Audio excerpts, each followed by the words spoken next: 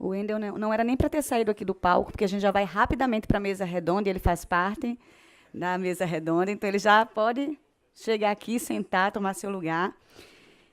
E nós vamos falar agora sobre o processo eletrônico e SIGAD. Então, eu convido o professor doutor Daniel Flores, que também já falou conosco hoje, Isabel Medeiros Coelho, que é diretora da Gestão de Informação da Universidade Federal do Rio Grande do Norte,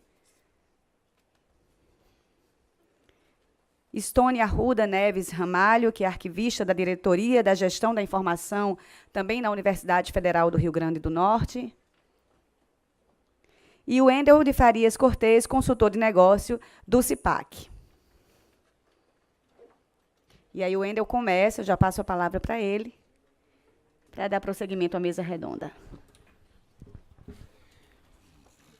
Então, pessoal, bom dia de novo. Primeiro de tudo, é um prazer grande estar aqui com todos vocês, né? Que eu e o resto da Sinfo, né? Só acompanho às vezes via e-mail, aquela carinha lá no oráculo, enfim. E aí ver essas pessoas ao vivo, né? É muito, muito gratificante. E também é um prazer, claro, né? De conhecer aqui o professor Daniel Flores, que eu e o Dalton, né? Lá da Sinfo, a gente já tinha visto vários vídeos dele, tem no YouTube, né? Então, gostei bastante da sua palestra, certo? Essa palestra dele deixou um alerta, né, ligado em todo mundo, né? Eu só escutava o pessoal falando, não, a gente não tem isso. Então, é um problema, né, que a gente vai discutir aqui. Provavelmente vocês têm muitas dúvidas. A professora Isabel, ela é a diretora aqui da Gestão da Informação. Ela trabalhou em várias comissões dessas, certo? Que eu falei. Na verdade, em todas, né, professora? A professora Isabel, ela tem um fato curioso aqui na UFRN, que ela participa de 753 comissões. Ela é presidente de todas, certo? Mas hoje eu sou o presidente da mesa, então... e o Stone Arruda, né, que é um dos nossos arquivistas, que foi um dos arquivistas contratados lá, né, como eu falei naquele início da modificação, das mudanças de protocolo. Tem ele, a Luciana, também arquivista aqui, e o João, que eu acho que ele não veio, né? Mas são os 3 arquivistas aqui do UFRN, tá certo, pessoal? Então, eu quero passar primeiro a palavra aqui para o professor Daniel Flores, para que, se ele puder falar também já alguma coisa com relação a essa questão das implantações que o pessoal está correndo atrás, aí, implantação de processos eletrônicos, certo? Porque, claro, né, ele falou aquela questão, todo mundo viu a palestra dele, né, e viu que o buraco é mais embaixo. Não é só você querer implantar processos eletrônicos e não pensar no futuro, né? Que isso é algo que, assim, a gente tem lá o processo eletrônico nacional, que ele tem... Não foi chamado o Daniel Bessa para a mesa, tu chama, por favor. Chamo, sim. A gente esqueceu de chamar o diretor do DCF, Daniel Bessa. Venha, Daniel. Ele foi importante no processo piloto de pagamento, certo? Então, ele é o nosso diretor aqui do Departamento de Contabilidade e Finanças. E aí, voltando, né? Porque lá no PEN ele tem algumas legislações associadas, né? A clássica instrução lá de 2002, tem uma legislação também de 2003, e depois disso ele já tem parte para legislação mais novas. Mas em nenhum momento trata dessas do CONARC, do EARC, das NBRs que o professor citou, né? Eu, junto com a equipe de protocolo, a gente já estudou esse livrinho azul lá do EARC. Eu já li 2 vezes aquele livro. Inclusive, esse ano, uma instituição cooperada mandou um Excel com todos os requisitos do EARC para a gente ficar botando sim ou não, sim ou não, sim ou não. Só que, claro, que eu acho que o ideal seria que o próprio CONARC avaliasse o sistema, né, para que ele desse o parecer sobre... Inclusive, que eles fizeram até com o SEI, isso aí, né? Teve um estudo no SEI, porque quando o SEI passou a ser um sistema oficial do governo, o CONARC meio que bateu o pé, né? Muito, ainda deve bater. E aí eles fizeram essa avaliação lá, eu não lembro se uns 30% de atendimento ao EARC. E aí seria interessante a gente também conseguir fazer essa submissão. Mas tá bom, já tô falando demais aqui, eu vou passar pro professor. Obrigado. Eu acho que eu trouxe um referencial. O que eu tentei trazer para vocês é muito grande. Vocês viram isso, né? É um conteúdo muito extenso e vocês viram que até no slide eu tive que pular vários ali, mas a minha ideia foi qual? Era mostrar todo o cenário para vocês, dar o caminho das pedras como forma de que vocês possam seguir a implementação nas instituições de vocês, se vocês quiserem ou não. A origem disso tem que ficar clara. A origem é de uma transformação digital que a sociedade exige. A sociedade não quer mais produzir documentos em papel. A sociedade quer um modelo digital de produção, de gestão, de preservação e de acesso. Nós temos que dar conta disso. E vocês sabem também que essas transformações digitais, elas existem de duas formas. Ou ela é através de uma disrupção, que nem sempre ela é benéfica, às vezes a disrupção ela é danosa. Nós temos vários exemplos de disrupção tecnológica, o Uber é um caso deles, questão de o Netflix é uma disrupção tecnológica, o Airbnb é uma disrupção tecnológica. Alguns deles colocaram, por exemplo, o cenário cinematográfico numa situação caótica, sensível, não tem volta. Mas, ao mesmo tempo, vocês viram que a sociedade quer, nós queremos. Nós queremos agilidade nos documentos digitais, nós queremos dar parecer online digital. Um magistrado ele quer acessar o processo digital. Só que por trás de tudo isso é que existem os referenciais que nós temos que garantir. O cidadão, olha só, vamos falar bem do cidadão agora. O cidadão, quando ele imagina que a instituição pública, a APF, a Administração Pública Federal, está produzindo documentos sobre si, o cidadão tem um entendimento. A gente já fez essa pesquisa com pessoas. Ela imagina que vocês, órgãos públicos, estão aplicando todas as normas, padrões, modelos e requisitos. O cidadão tem esse entendimento, ele acha isso. Na verdade, não é exatamente isso, né? Isso que a gente viu. Então, o que eu tentei nesse tempo curto era tentar apresentar e dizer para vocês que o que está ali não é nenhum software específico, não é nenhuma ferramenta paga, não é nenhum modelo. Vocês vão poder escolher o modelo que vocês bem entenderem. Vocês vão poder fazer isso com desenvolvimento interno. Se vocês querem um modelo de terceirização de consultoria, vocês podem contratar consultoria. O mais importante, obrigado, é que vocês tenham a noção de que vocês precisam contemplar normas, padrões, modelos e requisitos. Porque quando as portas começarem a ser arrombadas, os problemas começarem a acontecer, é isso que vai ser demandado. E aí eu vou falar de PEM, eu vou falar de produção, de processo. Gente, eu não poderia nem produzir um documento digital se eu não tenho pensado que eu tenho que preservar, que eu tenho que arquivar. Então, olhem como a gente vai ter que começar a pensar isso agora. Eu vou produzir processo digital, processo administrativo, eu tenho que pensar que vai chegar um momento que eu vou ter que recolher, que eu vou ter que preservar. Então, eu vou ter que analisar esses elementos, eu vou ter que analisar a temporalidade desses documentos. Isso aconteceu porque nós fizemos essa transformação digital de uma forma muito equivocada no Brasil. Muito. A gente fez o quê? A gente trabalhava com uns determinados sistemas de GED, que não tinham como escopo produzir documento digital, autêntico, nato digital, e a gente pegou os mesmos sistemas e começamos a dar uma melhoradinha, uma perfumaria aqui, outra ali. Não fomos atrás de referencial, não fomos atrás dessas normas, modelos, padrões e requisitos e utilizamos eles para produzir. Isso foi um equívoco, é um equívoco que a gente vai ter que consertar. Internamente vocês têm. Não adianta muito a gente ficar olhando para o lado aqui no Brasil, porque a gente olha para o lado, como é que a universidade tal está fazendo? Ela também não faz preservação. Como é que o SEI da UFSM está fazendo? Como é que o CIE está fazendo? Como é que o processo judicial eletrônico, o PJE, está fazendo? Está dependente do banco de dados, não está arquivando. Então, assim, é uma demanda para vocês.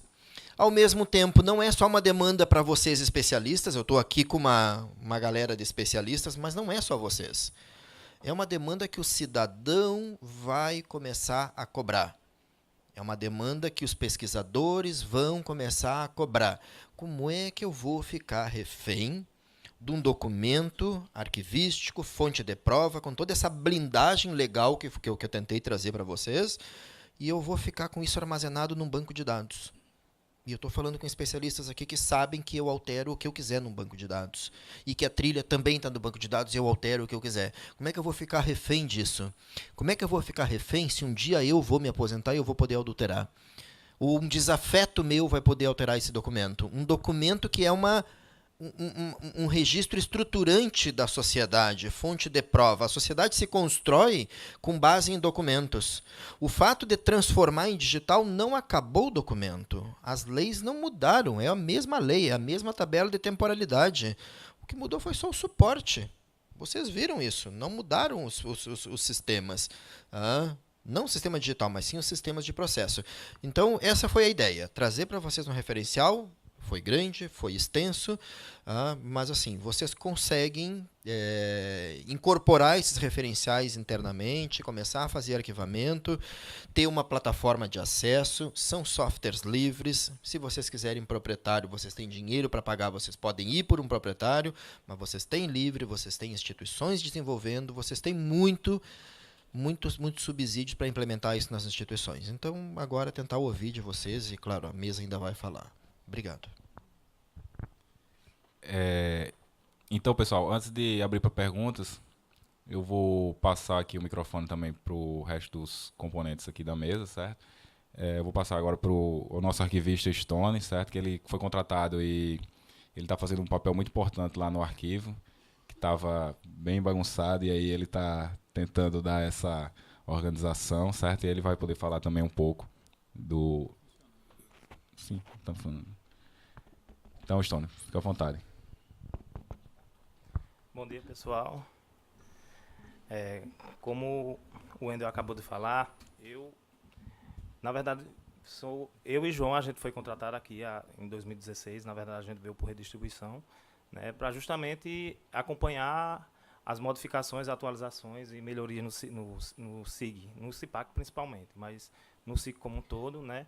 E a gente, em conjunto com a CEPAD, que é a Comissão Permanente de Avaliação de Documentos, que a gente tem outros profissionais, inclusive tem Dalton também da Sinfo, Isabel como presidente da comissão, e outros profissionais da área de História e chefes de arquivo. Então, a gente tem tentado colaborar de todas as formas, a melhoria do sistema, né? Trazer as ferramentas, principalmente do atendimento às normativas a nível nacional, e melhorias administrativas também no sistema. A portaria de protocolo, a gente tem melhorado bastante o sistema, a gente já percebe, as unidades também já perceberam as atualizações e melhorias. E a gente tem sempre buscado, apesar também que tem a questão do trabalho técnico no setor, mas a gente tem a visão no sistema, porque isso é uma realidade, né? Os documentos eletrônicos, eles estão aí, e a gente sempre está em discussão nisso, principalmente na CEPAD e até em encontros com a Sinfo também, nas melhorias do sistema e das atividades administrativas no geral, né, de gestão. Pronto. Então... Passar também a palavra para Daniel, certo? Ele estava aqui no olho do furacão, nesse processo piloto de pagamento, e aí ele também pode contar aqui um pouco também da experiência que ele teve. Bom dia, pessoal. Acho que o Wendel já falou bastante coisa na apresentação dele, né? Deu uma introdução de como a gente fez esse processo aqui no âmbito da UFRN. De fato, a comissão foi muito importante nesse trabalho, né, da gente definir quais processos a gente ia começar com a implantação eletrônica. E uma coisa que foi bastante positiva, de fato, é a comissão já ser criada com pessoas que, de fato, trabalham na execução, que já tinha uma visão de como o sistema deveria se comportar para a gente ter menos gargalos na execução. Então, assim, de fato, o processo eletrônico trouxe muitos benefícios para a universidade. Realmente, para quem trabalha na execução, o processo de análise ele fica um pouco mais lento, mas isso a gente entende que é um processo natural, né? De fato, que a gente faz com papel, na hora que a gente vai fazer eletrônico, a gente perde um pouquinho mais de tempo. A aquisição do segundo monitor foi fundamental para a gente tentar maximizar esse tempo e diminuir os impactos. Essa proximidade da equipe de execução com a comissão criada para a gente encontrar soluções, né, durante a execução para melhorar esse desempenho. O sistema não nasceu pronto, a gente implantou o processo eletrônico e durante os primeiros meses de execução muitas alterações foram feitas, introduções de ferramentas novas, né, despacho, formas de trazer palavras cruzadas, de forma que a gente diminuísse esse impacto que foi gerado pelo tempo que a gente tem a mais para analisar esse processo. Mas, assim, hoje a gente praticamente já está com todo o processo de pagamento eletrônico. A gente está numa última fase agora, migrando os processos de contratos. A gente, né, na comissão, a gente decidiu começar por todos os processos de pagamento que eram originados de pregão, que não geravam contratos, que eram criados no setor de pós-compras. Esse ano a gente já migrou boa parte dos processos de contratos. E a ideia é que até setembro a gente esteja finalizado esses processos que também são originados em contratos. A gente tem, lá no DCF, a gente recebe bastante o pessoal da execução das instituições de vocês, assim, é uma coisa natural, o pessoal que está implantando não só o módulo de processo eletrônico, mas os demais módulos, o módulo orçamentário, o módulo de patrimônio. Então, assim, é normal a gente ter esse intercâmbio principalmente com o pessoal da execução, né? Semana passada a gente estava agendando com a equipe da UFESA, ontem a gente estava em conversa com o vice-reitor da Unifei para trazer a equipe da execução. Então, o DCF está lá de portas abertas para que as equipes também venham conhecer como a gente está trabalhando lá, como é que a gente fez a implantação, como é que está sendo a rotina dos trabalhos da Diretoria de Contabilidade e Finanças, que é a diretoria responsável por fazer todo o fluxo do processo de pagamento, por toda a execução do módulo orçamentário. Então, assim, a experiência, né, no início, realmente, a gente teve uma certa rejeição de alguma parte dos servidores, principalmente os servidores mais antigos, que têm uma certa dificuldade com tecnologia. Mas hoje, realmente, assim, a coisa está andando bem redondinha. O pessoal, na verdade, agora está começando a estranhar quando os processos vêm físicos e não mais eletrônicos. Então, realmente é uma questão de mudança de cultura e, assim, é questão de tempo para que as pessoas se acostumem com essa nova realidade do processo eletrônico e possam se adaptar a essa nova rotina de trabalhos, né? Mas, enfim, eu estou aqui aberto a qualquer dúvida que vocês possam ter da parte de execução, como é que a gente está trabalhando isso no âmbito da Diretoria de Contabilidade e Finanças, a gente fica à disposição para responder e esclarecer essas dúvidas. Obrigado. Agora eu passo a palavra para a professora Isabel, né, diretora da Diretoria de Gestão da Informação aqui da UFRN, e ela vai falar também aqui um pouco do papel dessa diretoria e das demais comissões.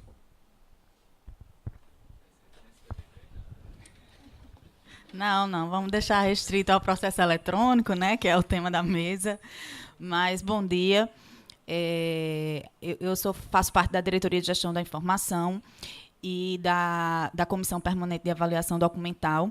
A gente tem uma relação bem estreita com a implantação do processo eletrônico. E quando a gente fala em processo eletrônico, quando tivemos o primeiro contato, né, com decreto, portaria, e foi um grande desafio, né? Como o professor bem falou, talvez o modelo não tenha sido o modelo ideal, talvez as instituições não estavam preparadas para a implantação dessa forma. E eu não sei como isso aconteceu em outras instituições tão detalhadamente, mas a nossa preocupação, a gente tem uma porta aberta bem grande com o pessoal de TI. Acredito que aqui a maioria dos representantes das instituições, né, tem bastante gente de TI, a maioria é TI, e a TI está aberta aos outros setores da instituição, às outras partes interessadas e que têm responsabilidades dentro do processo eletrônico. Eu acho que foi uma das grandes chaves do sucesso, né? Que eu entendo como essa fase de implantação da gente, a gente está tendo um relativo sucesso, como o Wendel conseguiu demonstrar aí. Então, assim, a gente tem essa parceria do pessoal da gestão da informação, do pessoal de TI, e como o Daniel bem falou, do pessoal operacional. Então, a gente não fez imposições isoladas, né? Todos os que participavam do processo, enquanto físico, participaram de forma ativa da implantação, desde a concepção de projeto, quando a gente fala do processo eletrônico. Então, eu acho que isso foi um dos grandes ganhos do processo eletrônico. Quando nós sentamos a primeira vez para falar disso, a gente não ficou restrito às exigências do governo federal, daquelas imediatas, né? Lógico, não há como se dizer aqui que nós atendemos tudo do que o CONARC exige, mas o que eu posso dizer é que é uma preocupação que a gente tem. Né? A gente conseguiu vencer grandes obstáculos, grandes necessidades que eram impostas pelo arquivo nacional, né? Através do CONARC, a gente conseguiu adequar. E outros estão ali, como o Wendel disse, na fila de espera. Então, a gente tem essa preocupação. Essa foi, inclusive, uma das razões pelas quais a gente optou continuar com o CIPAC, quando veio a proposta de se vai migrar para C, vai continuar com o CIPAC, é essa possibilidade da gente garantir, da gente tentar garantir. Mas a implantação não se deu da forma, não se dá da forma como a gente pretende, né? Uma imposição legal e a gente tem que atender a determinados prazos, mas isso está tudo num projeto, a gente tem uma preocupação com isso. Então, o que eu tenho a dizer da implantação do processo eletrônico é isso, a parte operacional participando junto desse processo, a gestão arquivística está sendo contemplada na medida do possível, existe uma preocupação quanto a isso, os sistemas estão abertos a discutir e a viabilizar essas modificações que a gente tem a necessidade, né, de fazer. Então, eu acho que esse triângulo aí é um dos grandes responsáveis por a gente estar tendo um sucesso nessa implantação do processo aqui na UFRN. Também fico aqui à disposição para tirar as dúvidas de vocês no que couber aqui da nossa atuação. E só um parêntese, o arquivo não estava bagunçado não, viu, Wendel? A gente só estava precisando de um pouquinho de técnica. Obrigada. Então, pessoal, a gente está aberto, certo? A qualquer questionamento, vocês podem direcionar para qualquer uma das pessoas aqui da mesa.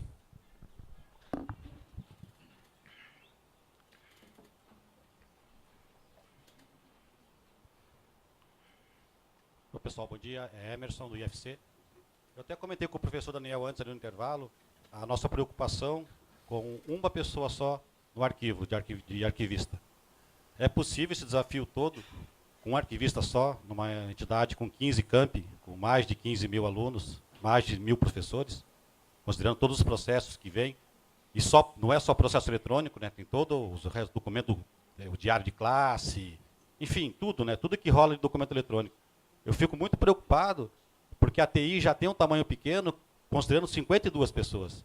E o arquivo, que é uma parte totalmente crucial, que é que detém o conhecimento do negócio, tem uma pessoa só.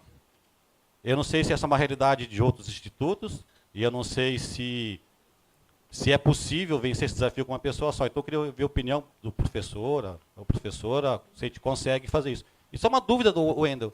Vocês precisam de portaria para abrir processo eletrônico? O próprio decreto, ele já não dá essa obrigatoriedade? Dá sim essa obrigatoriedade, mas não necessariamente o pessoal vai usar, né? A gente sabe que tem o decreto e as demais portarias, mas a portaria interna seria para a gente definir datas, para que a partir daquela data, determinado processo não seja mais aberto de forma física, né? Somente de forma eletrônica. A gente travar mesmo o sistema, isso aí. A pessoa não ia conseguir fazer o cadastro de forma física. Hoje em dia ele consegue. Você escolhe lá na hora que vai abrir um processo, um documento, se você quer que ele seja físico ou eletrônico. E aí a gente não tem como controlar todos os servidores, né, que fazem essa abertura. Então seria mais nesse quesito aí. Pode sim. Só complementando essa questão da portaria, não há uma necessidade, mas é uma questão estratégica, porque até então a gente realmente nem tem essa portaria, mas a gente vem identificando algumas dificuldades e quando a gente identifica essas dificuldades, a gente cria estratégias para conseguir vencê-las. Então, como a gente tem em determinados setores alguma restrição por parte de determinado público de servidores, então a portaria a gente julgou que estrategicamente seria uma solução viável para obrigar a utilização do processo eletrônico, embora ela já esteja naturalmente obrigatória. Mas é uma estratégia interna aqui da UFRN, tá?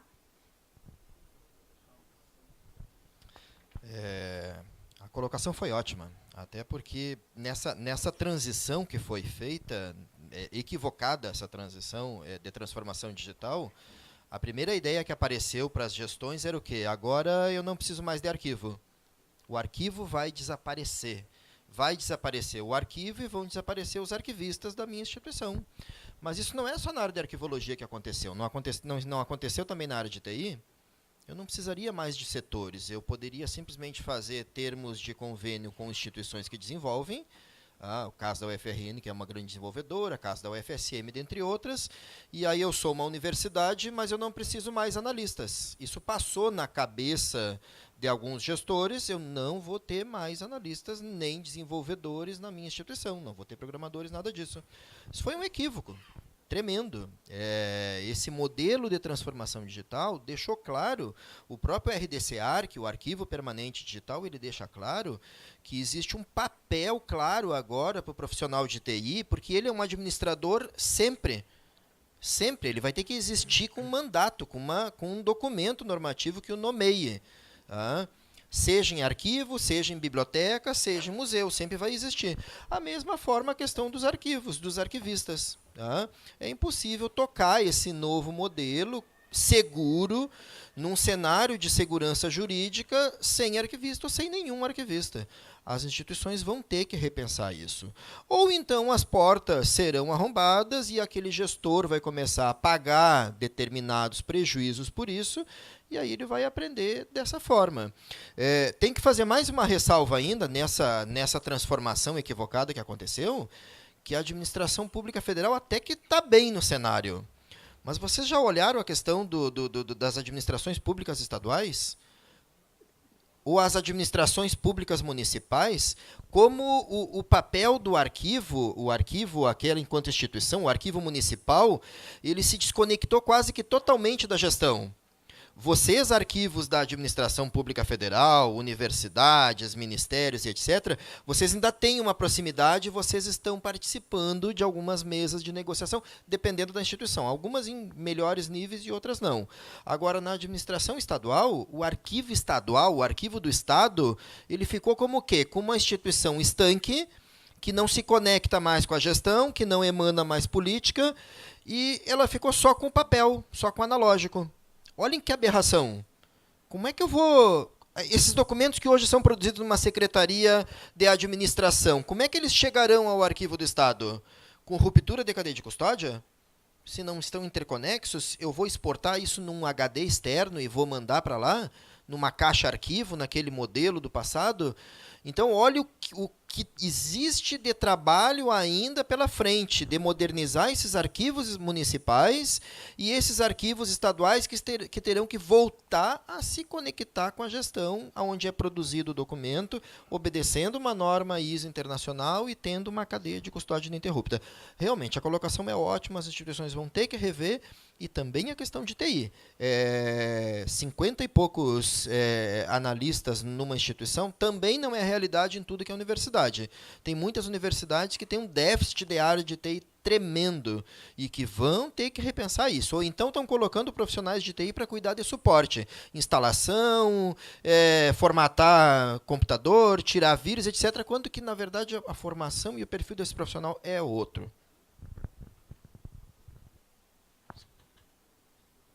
Mais alguém, pessoal? Eu, Luísa Braga. Alô?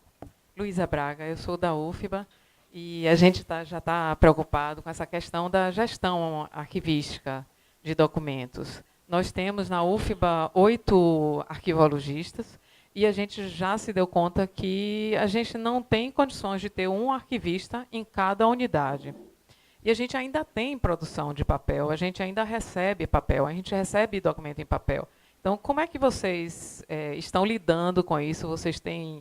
Como é que vocês estão preparando as unidades para receber esses papéis, para guardar esses papéis, né, de forma segura, confiável? E é isso. Eu queria também um comentário de professor Daniel Flores a respeito disso. Tá certo. Obrigado, Luísa. Vou passar aqui a palavra aqui para a Stone, depois o professor complementa e também o professor Isabel, se quiser complementar.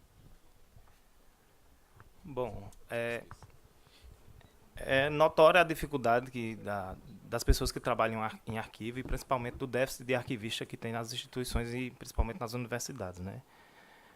No caso, aqui na UFRN, nós somos 3 arquivistas, ganhamos mais um agora por concurso, né, que é técnico em arquivo, mas formou em arquivologia, né? E a gente sente, de fato, né, os problemas por conta disso, porque tipo, a gente tem todo o acervo, o material em papel, né? Tem que pensar no digital e tem que ver a modernidade do que já tem em papel. Então, a gente já tem essa dificuldade pela questão de pessoal, né? E cada um de nós, tipo, eu sou lotado no arquivo geral, né? E tem Luciana, que é do arquivo de pessoal, e tem João, que é do Museu Canoa Cascudo. Mas, mesmo assim, a gente tem, pelo grupo da CEPAD, da Comissão Permanente de Avaliação Documental, a gente tenta minimizar, né, esses problemas advindos da questão arquivística dentro da universidade, né? Através de um projeto de mestrado, que está em fase inicial, a gente tem a intenção de propor uma política arquivística para o arquivo geral, inicialmente, né, para futuramente, quem sabe, se tornar um sistema de arquivos aqui na universidade, mas inicialmente, porque a gente não tem, né? Então, a gente inicialmente está vendo essa questão, que é um projeto de mestrado meu, inclusive, de propor uma política arquivística para o arquivo geral, né? Porque o arquivo, vamos dizer, a principal unidade de arquivo aqui na UFRN. Mas, mesmo assim, todas as dificuldades, a gente tenta orientar, sempre nas capacitações, a gente é consultado também, sempre tenta ajudar até para melhor o pessoal, até da Sinfo, quando faz capacitação de questão de mesa virtual ou do módulo protocolo. A gente também, a gente entra em contato, acertar algumas coisas, porque o pessoal sempre tem muita dúvida nessa questão de arquivo, né? E nessas capacitações também, não é, Wendel? O Wendel sabe.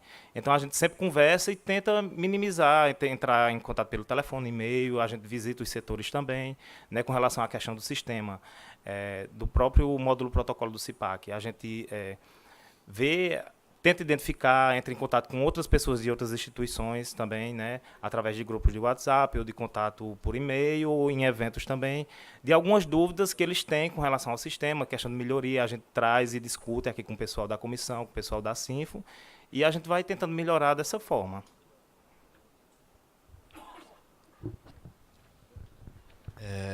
Acho que nós vamos ter que, assumindo a questão de que a gente teve negligências e a gente teve equívocos, a gente vai ter que implementar consertos, né?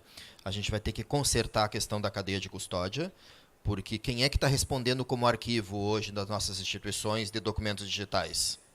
Os CPDs, os gestores de informática. Para a área de arquivo pode ser confortável eu não ter que me preocupar com esse manancial, com essa massa documental acumulada, porque é uma massa documental hoje em sistemas. Nós vamos ter que fazer o quê? Nós vamos ter que recolher. Até porque existe uma competência institucional para isso. O órgão responsável de gestão, preservação e acesso de documentos numa instituição é o arquivo. A informática está assumindo isso, mas a informática assume por não saber. A partir do momento que a informática, que a TI, ela é informada, ela é iluminada em relação a isso, e imediatamente ela diz, não, só um pouquinho, isso não é meu dever. A área de arquivo vai ter que assumir a custódia, vai ter que receber através de uma cadeia de custódia. E aí, nesse sentido, a gente vive um mundo híbrido. Os papéis não vão parar de uma hora para outra de serem produzidos, os analógicos. Assim como eu tenho um documento que eu vou digitalizar e eu não vou poder eliminar o original, por aquilo que eu apresentei para os senhores, a Lei 13.105, a questão da fonte de prova, porque eu digitalizo e eu não trago elementos de autenticidade intrínsecos e extrínsecos daquele suporte. Eu trago uma foto do documento. Mesmo que autenticada, é documento autenticado, não é o original fonte de prova. Então, eu vou ter que manter aqueles documentos gerenciáveis. Mais ainda a questão da lei de acesso, as demandas que estão chegando nas nossas instituições e que só vão crescer. A gente tem pesquisas indicando alguns setores de que somente 1% de pesquisadores de alguns setores estão usando. Vocês têm ideia da avalanche que vai começar a chegar daqui a uns dias? Eu quero uma ata de 78. Eu quero um parecer de 91, de 92, de 93. A gente dizia um tempo atrás que seria impossível digitalizar um arquivo inteiro. A gente não dizia isso? Hoje tem que. Procurem, por favor. Arquivo Nacional dos Estados Unidos, o NARA, está digitalizando 100% do seu arquivo nacional. 100%. Tem um profissional especialista com uma equipe, com um processo de negócio, digitalizando absolutamente tudo, porque eles viram que tem que ser digitalizado. A sociedade atual exige. E as leis dizem isso. Quer dizer, um historiador hoje vai poder pedir um documento de um arquivo do Estado. Isso já aconteceu com o Estado, já aconteceu com o arquivo estadual. Ele pedia, batia na porta e pedia, e ele era negado desse documento. Ele pediu via lei de acesso e a resposta foi: nós não temos recursos para digitalizar. E aí esse pesquisador entrou com os recursos em instância superior, e aí chegou até a última instância, e o Estado foi acusado de poder ter o seu orçamento bloqueado. O que o Estado fez? Comprou equipamento, comprou software e botou lá no arquivo para o arquivo digitalizar e dar acesso. Só que também não adianta fazer isso sem uma política, porque eles digitalizaram e botaram numa mídia externa. Quando chegaram novas demandas, eles não recuperavam mais, porque não tinha uma sistemática de arranjo, porque não tinha uma plataforma de acesso. Dá retrabalho, gasta dinheiro público inadequadamente. E em uma cadeia de custódia, com aquele modelo, com a ISO 14721, digitaliza, faz pacote e põe no DIP, lá na plataforma de acesso. Da próxima vez que chegar a demanda, eu não vou digitalizar de novo. Eu vou procurar na minha plataforma de acesso única, no meu portal de transparência ativa. A lei é clara. Pede a primeira vez, é acesso. É intencional, tem que pedir. Na segunda vez, o que é que eu tenho que transformar? Em transparência ativa. Eu tenho o dever de colocar essas informações públicas. Isso a gente vai ter que se adequar. E nós vamos ter que ter um portal para isso. Um portal, um ICAATO, um portal do SIG, um portal do CIPAC ou de qualquer outro, do SEI, em que tudo que eu digitalizo, eu indexo e identifico e está ali para não fazer retrabalho. Então, é um mundo híbrido. Nós vamos ter que considerar os analógicos, nós vamos ter que ensinar os nossos gestores de que não acabou o arquivo, não acabou o arquivista e não vai acabar o analista também.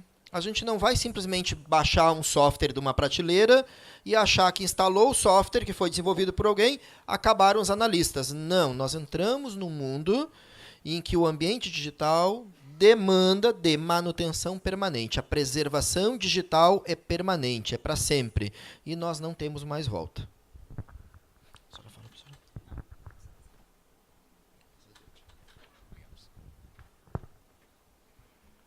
Bom dia, eu sou o Ruminique, da Unila. A minha dúvida é um pouco em relação ao processo de implantação, né, sobre o CIPAC também. Eu gostaria de saber se durante a implantação vocês fazem um trabalho para incentivar a produção de arquivos natodigitais escritos dentro do CIPAC, né, porque a gente tem a opção lá de incluir um arquivo externo. Se é feito um trabalho, se vocês conseguem medir isso nos processos também, se isso tem aumentado a inclusão de arquivos escritos, né, via template ou dessa forma. Se ainda existe muita digitalização, né, lá na universidade a gente tem um caso muito emblemático, que é a das secretarias acadêmicas. Então, as secretarias acadêmicas recebem muito requerimento de aluno, e sobre isso eu gostaria de saber se vocês têm a possibilidade de o aluno atuar dentro do processo, assinar documentos também, e também se os professores podem fazer isso, né? Porque, se não me engano, no CIPAC lá tem a possibilidade de atuar no processo, cadastrar quem tem a permissão, né? Como é que vocês resolvem essa situação aqui, né, de o professor assinar documentos também e de o próprio aluno, de repente, atuar dentro do processo, né? Como é que vocês têm trabalhado isso? Certo. São duas perguntas. Com relação à assinatura de alunos, não existe no CIPAC mesmo. São só servidores que assinam documentos. E professor, por ser um servidor também, ele, consequentemente, você pode nomear ele para assinar qualquer documento.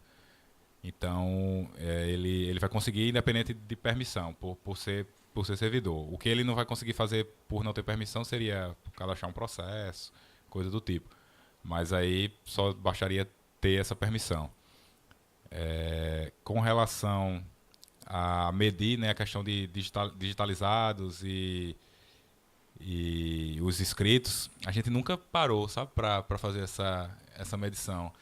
Mas eu, por exemplo, no caso que a gente acompanha mais de perto, que é o do processo de pagamento, eu vejo que o pessoal é meio que meio a meio, né, Daniel? Porque vocês cadastram muitos despachos que são escritos no próprio sistema, né? A gente, para ajudar a isso, a gente criou uma ferramenta no sistema que são modelos de documento, que você vai poder cadastrar vários templates, né, para determinados tipos de documentos. Então, se para determinada ocasião eu tenho um texto de um despacho, eu vou lá e cadastro esse template. E aí o setor do Daniel lá, eu, se não me engano, tinha uns 14 templates cadastrados que o pessoal cadastrou para despachos. Mas aí eu vou passar aqui também a palavra para ele falar um pouco sobre esse cadastro de documentos que eles fazem lá no setor. Eu vou te falar assim, a experiência no processo de pagamento, que é o que a gente lida diretamente lá na diretoria. No processo de pagamento, hoje, o único documento que não é nato eletrônico é a nota fiscal. Mas por que a gente tomou essa decisão, tendo em vista que a nota fiscal ela já é um documento eletrônico, né? O fornecedor já tem a obrigação da emissão da nota fiscal, de enviar por e-mail ao contratante o arquivo em XML e muitas vezes vem em PDF, que é a DANF, né? Aquela nota impressa. Ele já é eletrônico. Por que hoje a gente digitaliza essa nota? Quando a gente começou a trabalhar na comissão, a gente viu que implantar o processo 100% de uma só vez demandaria um trabalho de capacitação muito grande para toda a comunidade acadêmica, porque a gente tem vários setores descentralizados que demandam serviços ou mercadorias. E na universidade, o setor que demanda esse serviço ou essa mercadoria também é responsável por atestar e visar que aquele serviço foi prestado, que é uma verificação que a gente exige para pagar aquela nota fiscal. Então, hoje, como é que funciona? Um departamento solicitou um serviço de pintura, quando aquele serviço é executado, a nota fiscal é enviada àquele setor que é responsável por atestar e visar aquela nota, certificando que aquele serviço foi prestado. Esse atesto e esse visto, hoje, ele é dado fisicamente ainda. Então, quando essa nota fiscal chega ao setor de pós-compras, que é responsável por criar o processo de pagamento, ele está com a nota impressa, assinada em caneta. Então, nesse primeiro momento, a gente decidiu escanear esse documento com essa comprovação de atesto e visto, para que, num segundo momento, a gente pudesse envolver os setores, né, descentralizados que fizessem esse atesto e visto diretamente eletrônico. E aí veio até a ideia que a gente estava estudando lá dentro do CIPAC, criar o que a gente estava chamando de portal do fornecedor, que era a nossa proposta, era que o fornecedor também participasse mais ativamente desse processo de criação. De que forma? Hoje, para eu requisitar um serviço, eu já gero uma requisição de serviço que é eletrônica no CIPAC. Então, a ideia era que nesse portal ele já tivesse acesso a receber essa requisição de forma automática no seu e-mail, ou seja, ele automaticamente seria alertado que deve prestar aquele serviço. Uma vez prestado o serviço, seria responsabilidade do fornecedor inserir no processo, ou no CIPAC, aquela nota fiscal de forma eletrônica. E aí sim o setor já faria o atesto e visto também de forma eletrônica, com assinatura eletrônica. Então, hoje, no processo de pagamento, que tem vários documentos, o único que não é nato eletrônico vem sendo a nota que a gente vem escaneando. Todos os demais, a gente já está fazendo ela eletrônica. Então, a nota de empenho, por exemplo, que é gerada no CIAF, a gente já gera ela no arquivo PDF para inserir. A gente não imprime mais para assinar em caneta. Então, a gente inclui em PDF e faz a assinatura daquele empenho no próprio CIPAC. E aí o sistema gera uma página extra com a assinatura do ordenador e do gestor financeiro. Antigamente, no físico, a gente fazia os cálculos na mão, colocava as comprovações de pagamento na mão. Hoje, a gente gera os despachos diretamente no CIPAC. Então, a gente criou uns templates lá, como ainda falou, a gente tem vários modelos de despacho, por exemplo, para cada situação de pagamento. E esse despacho, a gente fez questão de inserir no sistema porque ele consegue trazer muita coisa automática, deixando o trabalho do analista um pouco mais rápido. Então, por exemplo, a gente tem lá várias que a gente chama de palavras cruzadas, né, Wendel? Então, palavras reservadas, desculpe. Quando eu puxo aquele despacho para criar, ele já me traz automaticamente o CNPJ do fornecedor, a nota fiscal, o número do empenho, a fonte de recurso. Então, muitas informações que antes eu tinha o trabalho de fazer manual, eu já consigo trazer de forma automática no despacho dentro do CIPAC. Então, no processo de pagamento, que é a experiência da gente, o que não é nato ainda é a nota fiscal que a gente está digitalizando. Mas a ideia é que a gente, não sei se esse ano ainda no máximo, no início do próximo, ela já seja totalmente eletrônica, juntamente com o atesto e o visto também eletrônico. Pode sim.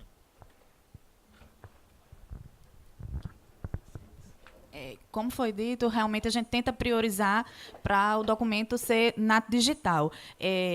Pelo que eu entendi, ficou uma dúvida com relação ao aluno, né? Muitos documentos muitos processos nascem de alguns requerimentos de alunos.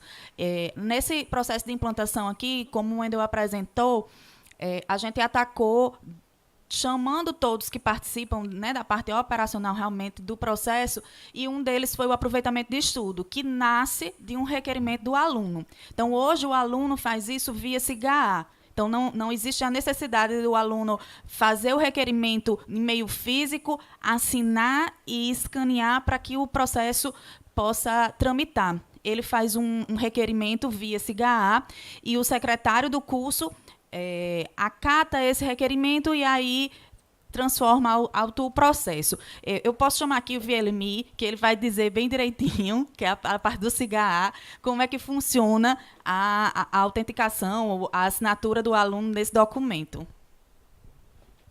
Primeiramente, bom dia. Meu nome é VLMI, né? Sou analista de parte de ensino do SIGA.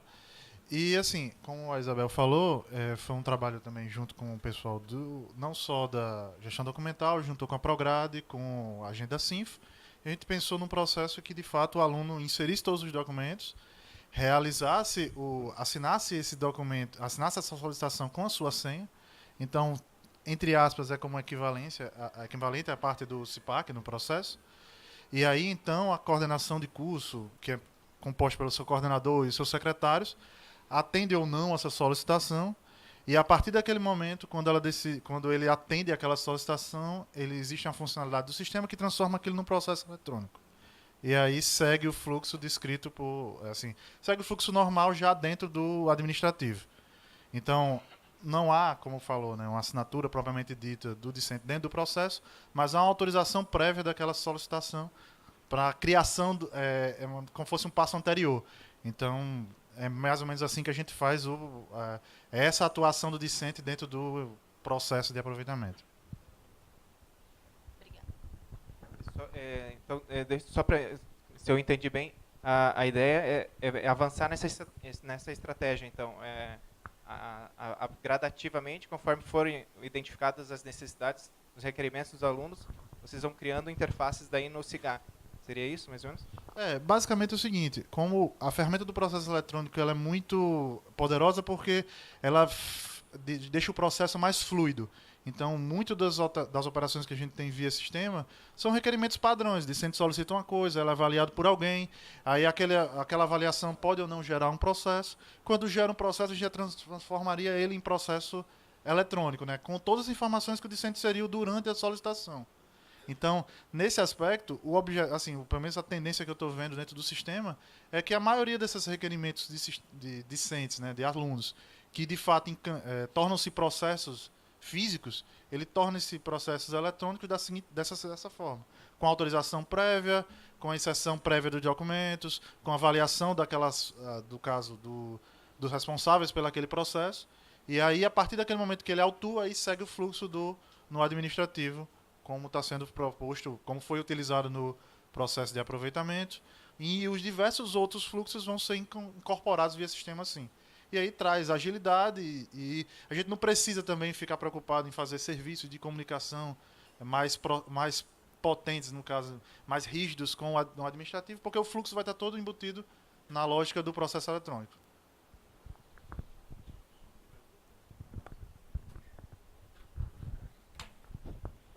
Inclusive, isso não só o SIGA, né? Lá no SIGRH também a gente vai começar os trabalhos de requerimentos que o servidor inicia no SIGRH para depois eles cadastrar processo, né? Ou para esses requerimentos virarem processo no CIPAC.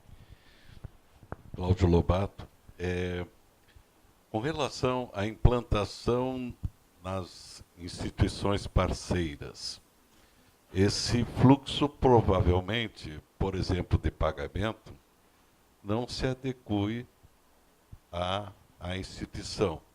Como ele foi pensado para que isso não seja um transtorno? Segunda questão, se der tempo. Já pensaram em BPMN?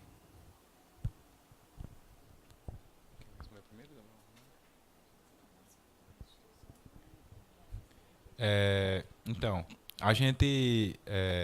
tudo que a gente pensou com relação a essa implantação, ela realmente diz respeito ao FRN, né? Então, não existe uma receita de bolo para você implantar um processo eletrônico, né, em todo o país. Até mesmo aqui no FRN a gente não tem essa receita, né? Para alguns processos funciona, para outros não funciona e a gente adota estratégias diferentes.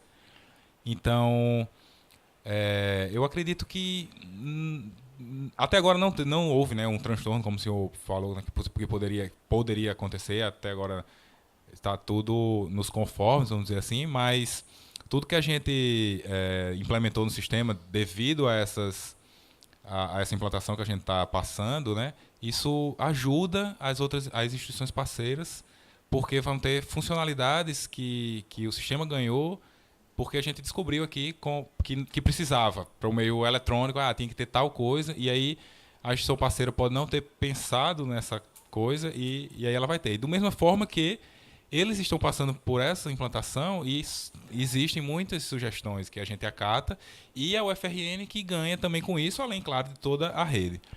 Com relação a BPMN, né, que o senhor falou, seria, no caso, para mapear os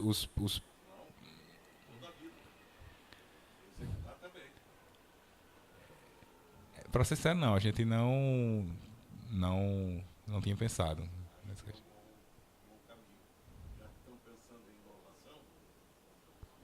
Com certeza.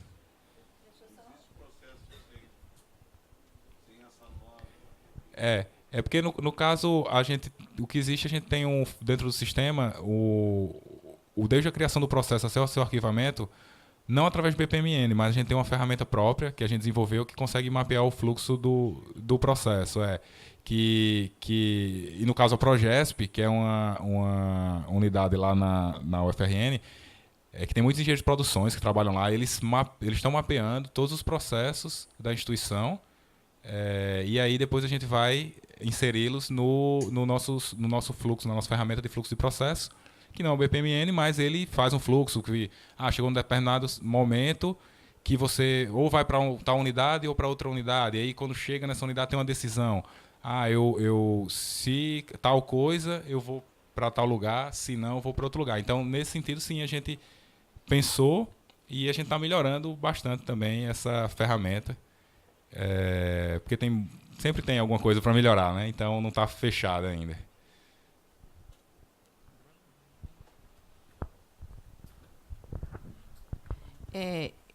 Complementando aqui a resposta de Wendel, eu faço parte da comissão de implantação do processo eletrônico aqui na UFRN, e a gente não tem uma interação direta com os cooperados, mas o que a gente pode visualizar dentro da implantação da UFRN, a exemplo do processo de pagamento.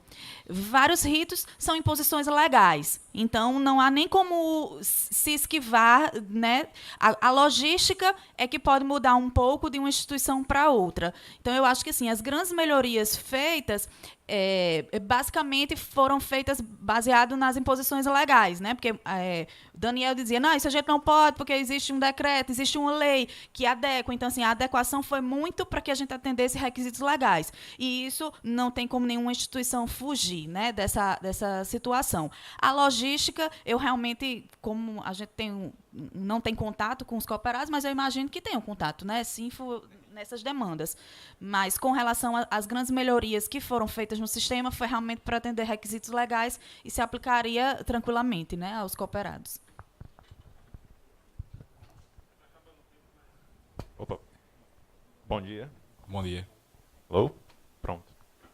Pessoal, eu sou o Pablo, da Universidade Federal do Cariri.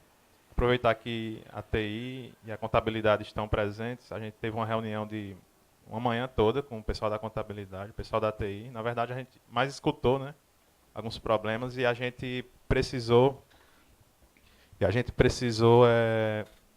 não, o pessoal tem a necessidade de digitalizar esses processos. Gostaria de saber a experiência de vocês na digitalização. Sei que não é uma resposta tão rápida, mas essa experiência vai ajudar a gente, já que nossa situação está sem arquivista. A gente não tem arquivista nenhum, então a gente ficou só vendo os problemas sem conseguir uma resolução de imediato, assim. Então, você fala digitalização do passado, que já está arquivado. Exato. Tá, então... Isabel, você quer comentar? Porque, assim, do processo atual, como eu falei, digitalização, hoje, no nosso caso, só nota fiscal, que é provisório. Mas os antigos estão arquivados fisicamente ainda.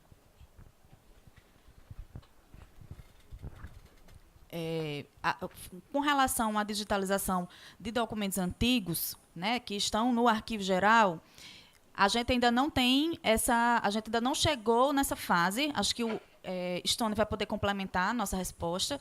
A gente também não tinha arquivista até 2016, Stone? Até 2016 nós não tínhamos arquivista no arquivo geral, tinha só Luciana, mas a Luciana era no arquivo do DAP.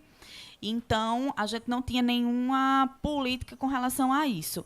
Então, hoje, 2018, com a gente tem um arquivo geral com bastante massa documental, a gente ainda não chegou nessa fase, né? A gente está nas fases que antecedem uma possível digitalização de documentos.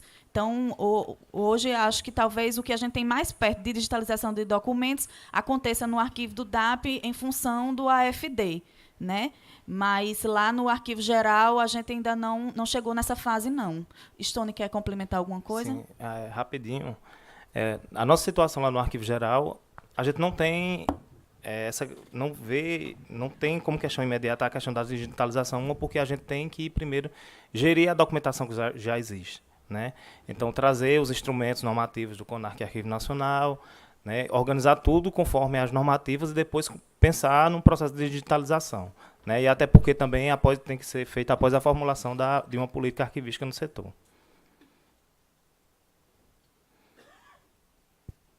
Bom dia. A minha pergunta é especificamente para o Wendel, aí eu sou da Federal Rural da Amazônia. Já tem algum tempo que o Ministério do Planejamento ele liberou o barramento de serviços, né, para tramitação de processo entre órgãos, né?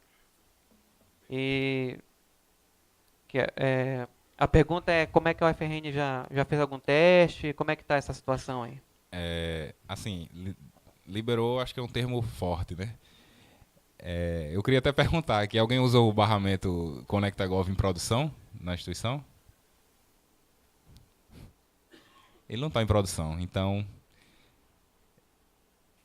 não tem como a gente colocar em produção antes dele estar em produção, mas a gente conseguiu em testes fazer essa comunicação no ambiente de homologação deles, isso no final do ano passado. Mas realmente isso é uma pergunta que acontece bastante, né? E já ocorreu até mais. Quando é que o barramento vai estar disponível?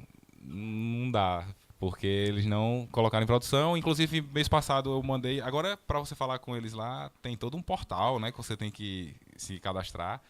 Eu falei que suporte nível 1, não entenderam minha pergunta, foi para o suporte nível 2, não sabiam responder, me mandaram para o suporte nível 3 e não me responderam.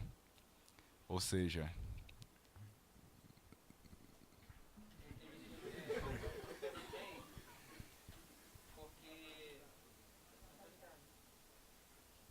Eu perguntei porque eu participo das reuniões do CGT Candifes e eles fizeram uma apresentação lá, né? Fizeram um teste, né? Só que era 6-6, né? Deu tudo certinho, apareceu a assinatura lá que foi enviado, documento.org, aí receberam de volta. Fizeram um teste com a CGU, se não me engano.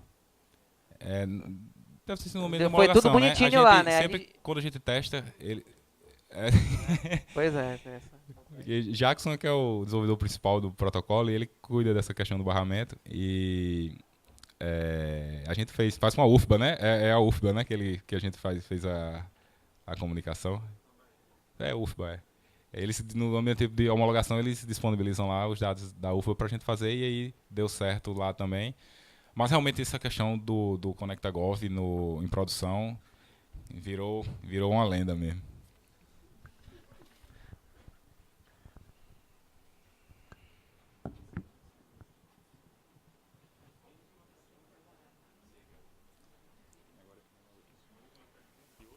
Última pergunta. Eu sou o Rafael, da Universidade Federal de Itajubá. A minha pergunta é mais direcionada para o Daniel. Eu gostaria de saber se vocês fizessem uma explanação, porque no decreto 8.539, de outubro de 2015, no artigo 6, ele fala em relação à autenticidade de documentos, em relação às assinaturas digitais. Isso na lei de 2012 já vem falando em relação às certificações digitais. Só que nesse mesmo artigo ele abre a possibilidade de assinaturas digitais ocorrerem por usuário e senha. Então eu gostaria de saber qual o impacto disso em relação à legalidade desses documentos que a gente anda gerando nas nossas instituições. Obrigado. Outro equívoco. A própria MP 2200, a medida provisória que instituiu no Brasil a ICP, a Infraestrutura de Chaves Públicas, ela dá essa brecha, quer dizer, eu utilizo a assinatura, a certificação digital, ou então eu utilizo login e senha. Tem que saber que a infraestrutura de chaves públicas, a ICP, ela tem o princípio de não repúdio, é claro.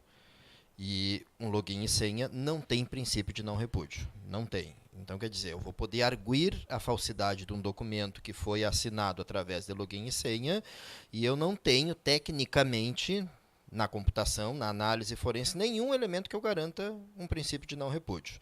Então, isso é um problema sério. Mas, olhem só, tem um outro equívoco sério também, que a nossa legislação ela nos induz a que utilizar a certificação digital é ter documento autêntico e preservável.